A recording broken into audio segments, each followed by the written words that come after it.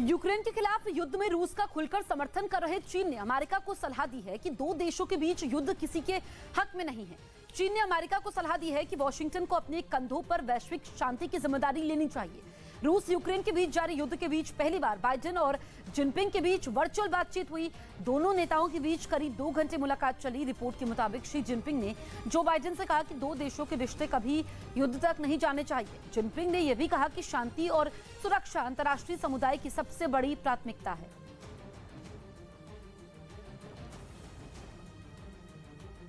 Ukraine में जंग के 23वें दिन भी रूस की सेना कोई बड़ी कामयाबी हासिल नहीं कर पाई। कीव और खार्किव में सबसे भीषण जंग चल रही है। पिछले 3 दिनों से खार्किव पर रूस ताबड़तोड़ हवाई हमले कर रहा है। इसी कड़ी में खार्किव में ही रूस की सेना ने उसी मार्केट पर फिर मिसाइल दागी जहां एक दिन पहले उसने बड़ा अटैक किया था। इस दूसरे हमले में वहां आग बुझाने में जुटे एक दमकल कर्मी की मौत हो गई,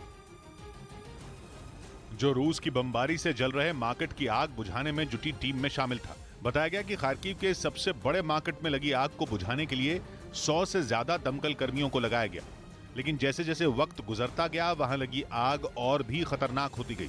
पूरे इलाके में मानो आग का कोई बवंडर उठ गया।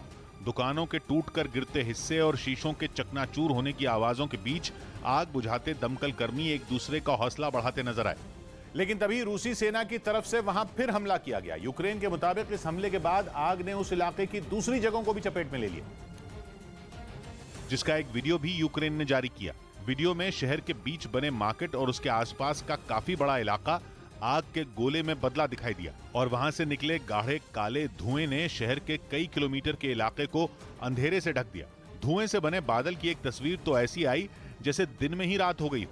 एक तरफ धुएं का गुबार तो दूसरी तरफ तेजी से फैलती आग ने दमकल कर्मियों के भी पसीने छुड़ा दिए। कई घंटों की कोशिशों के बाद भी आग नहीं बुझाई जा सकी। वहीं मार्केट के पास की एक सड़क पर एक मिसाइल भी धंसी नजर आई। यूक्रेन ने दावा किया कि रूस के हमले में एक दमकल कर्मी की मौत हो गई, जबकि कई लोग घायल हो गए। खार्किव शहर के मार्केट नहीं, रूस की बमबारी ने वहां की कई रिहायशी इमारतों को भी निशाना बनाया। इन हमलों में एक आदमी की मौत हो गई, जबकि कई लोग घायल हो गए। और रूस के इन हमलों से खार्किव की कई इमारतें तबाह हो गईं।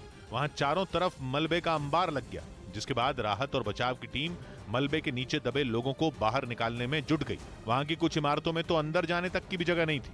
बाद में दमकल कर्मियों ने किसी तरह अपने लिए रास्ता बनाया ताकि अंदर फंसे लोगों तक पहुंचा जा सके। हमले के बाद एक इमारत से धुएं का गुबार उठता नजर आया। यूक्रेन युद्ध पर एक और बड़ी खबर। रूस की मीडिया में एक पोल करवाया गया। इसमें 80% लोगों ने यूक्रेन पर हमले को जायज माना।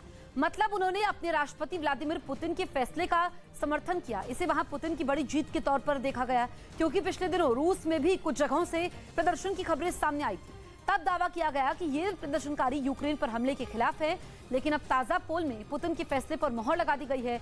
ये पोल ऐसे समय में आया है जब दुनिया भर में रूस पर कई आर्थिक और दूसरे प्रतिबंध लगाए जा रहे हैं, लेकिन अब पोल में दिखाया गया कि रूस में ज्यादातर लोग पुतिन के साथ हैं। रूसी सेना के लड़ाकू हेलीकॉप्टर ताबड़तोड़ फायरिंग करते हुए यूक्रेन के एयरबेस पर उतर गए। रूस की तरफ से इसका एक वीडियो भी जारी किया गया, जिसमें रूस की सेना का एक लड़ाकू हेलीकॉप्टर आसमान में तेजी से उड़ता दिखाई दिया। इसके बाद अचानक उसने एक के बाद एक कई रॉकेट दाग दिए, लेकिन थोड़ी देर बाद ही रूसी सेना के हेलीकॉप्टर का निशाना बदल गया। उसने सामने की तरफ जोरदार फायरिंग कर दी। गोलियां हेलीकॉप्टर से निकलकर दूर किसी निशाने से टकराने लगी, जिसके बाद वहां से धूल और धुएं का गुबार उठता नजर आया। रूस का लड़ाकू हेलीकॉप्टर इसी तरह वहां रुक रुक कर गोलियां बरसाता रहा, जिसे देखकर ऐसा लगा मानो कोई वीडियो गेम चल रही। इस बीच वहां एक और हेलीकॉप्टर भी उड़ता दिखाई दिया। बताया गया कि फायरिंग का सहारा लेकर रूसी सेना के हेलीकॉप्टरों का एक दस्ता यूक्रेन के एयरबेस पर उतर गया। रूस ने यूक्रेन की सेना के गोला बारूद वाले एक गोदाम को ड्रोन हमले में ध्वस्त कर दिया। कुछ बख्तरबंद गाड़ियों को भी टारगेट कर उड़ा दिया। रूसी रक्षा मंत्रालय ने हमले का वीडियो भी जारी किया, जिसमें एक ड्रोन आसमान से बमबारी करता नजर आया। सबसे पहले शाम होते ही ड्रोन ने उड़ान भरी। उसके बाद रात के अंधेरे का फायदा उठाकर 3 अलग अलग ठिकानों पर जमकर बम बरसाए। रूसी ड्रोन ने हवा में ही अपने टारगेट को लॉक किया और मिसाइलें दागकर हथियारों के गोदामों को तबाह कर दिया। हमले के बाद जोरदार धमाके हुए। रूस ने दावा किया कि इस हमले में न सिर्फ यूक्रेन के गोला बारूद के ठिकानों को उसने ध्वस्त किया, बल्कि कई बख्तरबंद गाड़ियों को भी उड़ा दिया। 23 दिन से जारी जंग के बीच पुतिन की सेना यूक्रेन के अलग अलग शहरों पर मिसाइलों और बमों से हमला कर रही है। यूक्रेन और रूस के बीच आज युद्ध का 24वां दिन है। यूक्रेन की सेना की ओर से रूस पर जबरदस्त पलटवार किया गया। यूक्रेन की सेना ने डोनेट्स्क का एक वीडियो जारी किया जिसमें दावा किया गया कि यूक्रेन की सेना ने वहां के एक इलाके को विद्रोहियों के कब्जे से छुड़ाने के लिए उसे सुरक्षा दे रहे रूसी सैनिकों के ठिकाने पर बमबारी की, जिसके बाद वहां एक जोरदार धमाका हुआ और फिर उस इलाके से आग की लपटों के साथ ही धुएं का गुबार आसमान की तरफ उठता दिखाई दिया।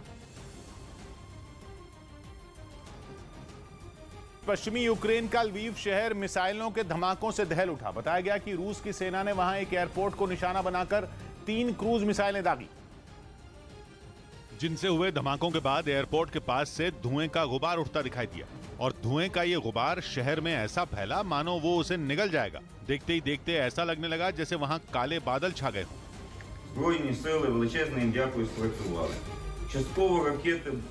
बताया गया कि एयरपोर्ट के पास हुए इन हमलों में लड़ाकू विमानों की मरम्मत करने वाला एक प्लांट पूरी तरह तबाह हो गया। वहीं यूक्रेन की सेना ने दावा किया कि रूस ने काला सागर की ओर से यह मिसाइल हमला किया और बताया गया कि इस हमले के लिए KH-555 क्रूज मिसाइलें दागी गईं।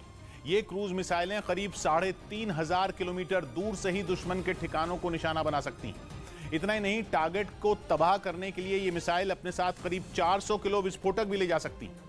कुछ दिनों पहले लवीव शहर में एक मिलिट्री बेस पर भी रूसी सेना ने इन्हीं मिसाइलों से हमला किया था, जिसमें यूक्रेन की ओर से लड़ रहे 35 विदेशी लड़ाकों की मौत हो गई थी, जबकि 50 से ज्यादा लोग घायल हो गए। और जिस लवीव शहर को व्लादिमीर पुतिन की सेना ने निशाना बनाया वो पोलैंड बॉर्डर के बेहद करीब है, जहां दूसरी बार रूस की सेना ने बहुत बड़ा हमला बोला। यूक्रेन के लवीव से पोलैंड महज 70 किलोमीटर की दूरी पर है, जहां नाटो की सेनाओं ने डेरा डाला हुआ है। क्योंकि पोलैंड नाटो का सदस्य है, ऐसे में माना जा रहा है कि लवीव पर हमला बोलकर रूस ने नाटो को भी चेतावनी दी। जहां रूस ने काला सागर में तैनात अपने एक युद्धपोत से एक के बाद एक 6 क्रूज मिसाइलें दागी और इन मिसाइलों के निशाने पर रहा लवीव का एयरपोर्ट, जहां लड़ाकू विमानों की मरम्मत का एक प्लांट भी मौजूद था, जो इन हमलों में बर्बाद